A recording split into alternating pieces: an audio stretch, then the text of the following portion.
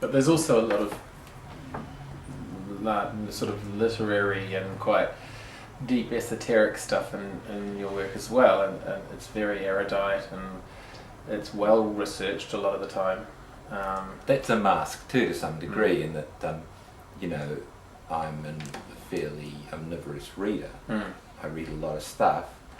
I tend to read the kinds of books that interest me, which are often occultist books, or books about the secret of the universe, or about ghosts, or about weird stuff.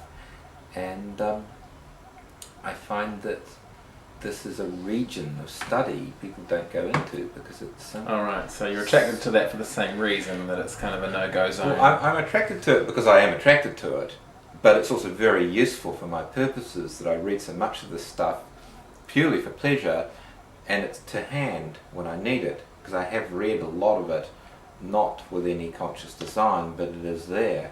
So the erudition is intended to look like the kind of erudition the kind of characters I'm writing about would go for, i.e.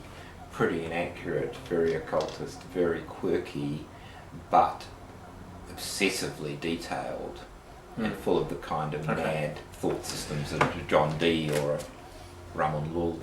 Well, let's talk about some of the detail and see where we get. Let's start with Nights with Giordano Bruno. I wanted to ask you, just the most simple thing about the book is that it's not continuous between the recto side of the page and the verso, and there seems to be a kind of a basic kind of progression happening on this verso side.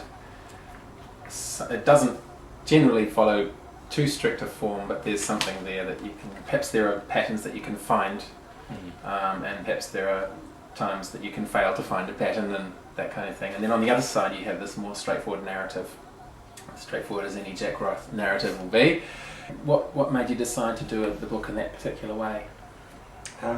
Well, it was just strategic decisions based on some of the things I wanted to put in, and just a physical, concrete way of presenting them and making the connections I wanted to make.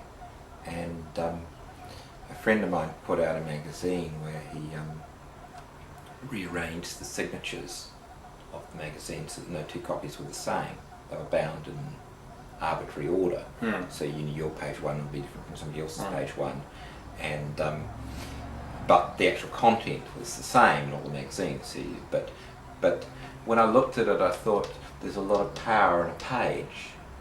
A page that's by itself, which is not proclaiming connection with other pages, but just has to be taken as a single unit or a sort of monad,